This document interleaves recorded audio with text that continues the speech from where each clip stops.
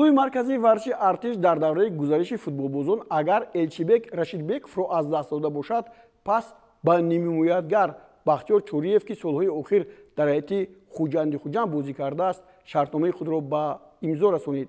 Бахтиёр Чориев аз соли 2018 ба ҳайати дастаи хуҷанди хуҷанд гузашта, дар 21 вохӯрӣ ширкат карда, бо 3 голи задааш дар ҳайати клуб мавқеи устувор пайдо кард ва дар ҳар бозӣ дар ҳайати асосӣ ба майдон меомад. Дар мавсими соли 2019 ҳам бе ӯ ягон бозии хуҷанд нагузаштааст, вале ягон голе ба самар нарасонид.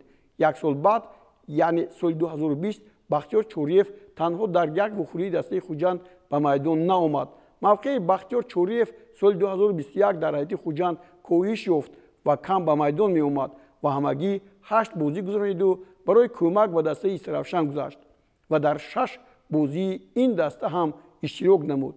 идомаи ҳунарнамои ин бозигари ботаҷриба дар мавсими соли 2022 дар ҳайати Регритадаст сипарӣ гардид ва ниҳоят дар равзани гузариш сипоҳиён ниёзи худро бо ин бозингар шикаста ӯро ба клуби марказии варзиши артиш оварданд.